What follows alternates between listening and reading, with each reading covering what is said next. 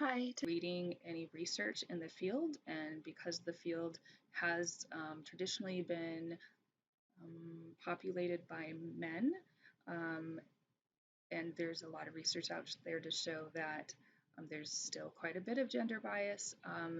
There's been a move to make sure that that hopefully doesn't happen as easily. So the author's last name, comma, year of publication. There's a couple of ways to do in-text citation. You can do it at the beginning of the sentence or at the end of the sentence. I would say for the most part, the reason that you would do a in-text citation of the author's last name and then in parentheses the date of the publication is because you are referencing an author that is very well known and you want to make sure to highlight that. So really the way that this works is what is being highlighted.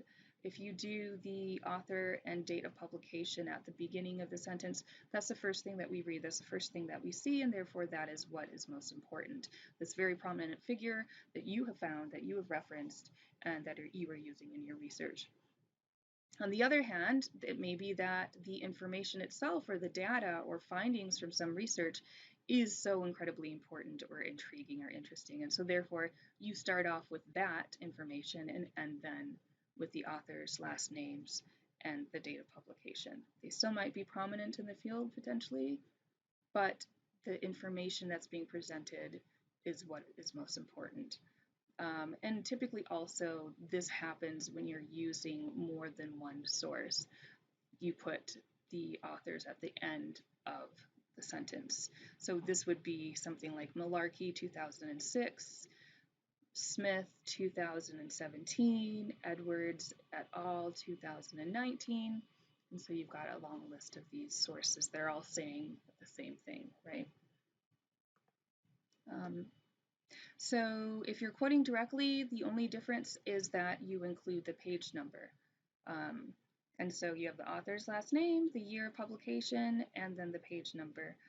If there are no pages, and this could happen if you're doing a website or something like that, then you do what's called the paragraph. So para dot whatever paragraph number it is in that document, which can be a little bit unwieldy to do sometimes if it's longer, but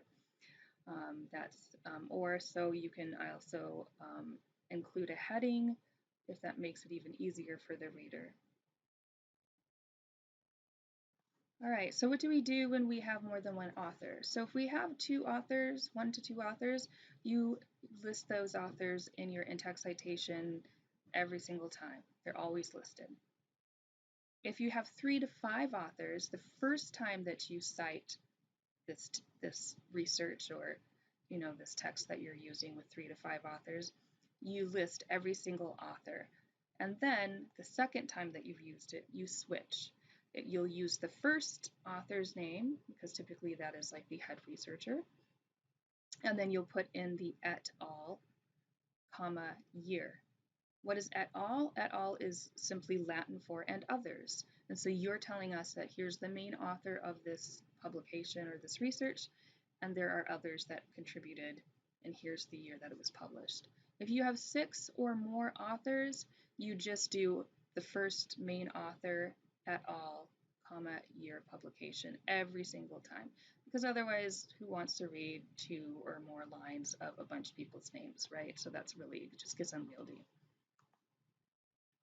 If you have organizations, and you may have this happen when you've gone to, say you go to Wayne State, a certain Wayne State organization homepage or something like that, typically you take the name of the organization and as the author, and then of course include the year. And it's typical to make a acronym for the organization's name because often they're very long. So organization known by acronyms, OKBA, or American Psychological Association, APA.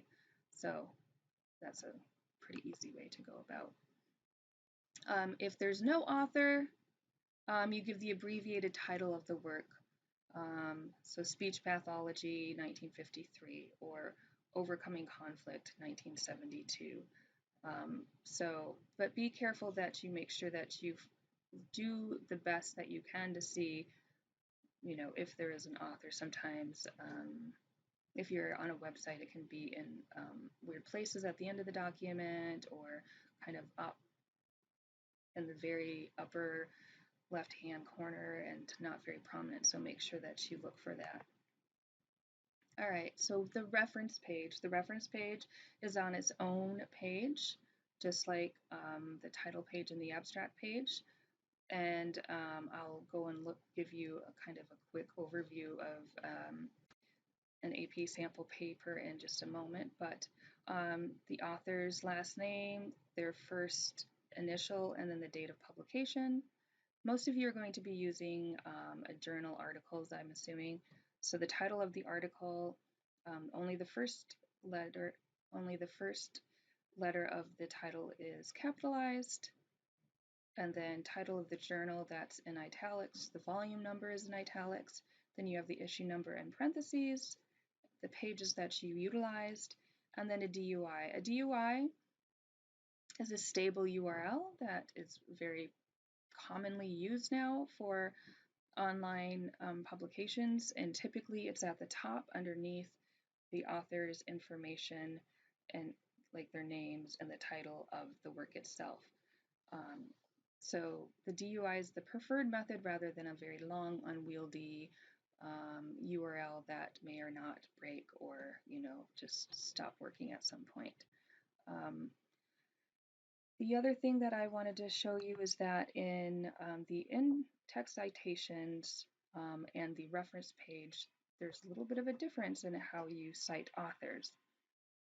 An in-text citation 3 to 5, you cite them, all of them at first, and then go to the first author et al.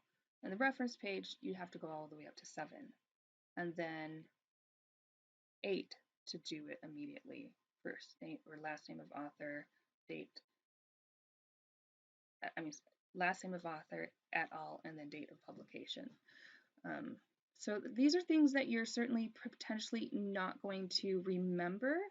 And so what I wanted to show you is that at APA is great. It has a lot of resources for you. What I like is that it has an APA sample paper, and what it does is it tells you why things are the way they are in the paper, and it shows you, what the title page looks like, what an abstract page looks like, what an abstract should do, and then it shows you the body of the paper with various headings and so forth, and the reference page and on and on. The other thing is obviously that there's general APA guidelines, and so they will have the in-text citations, the basics. And for you, most of you will be using electronic sources, and so this would be the page that you would likely go to, and they will give you information when it comes to web pages, to online scholarly journal articles, which is likely what you'll be using as well.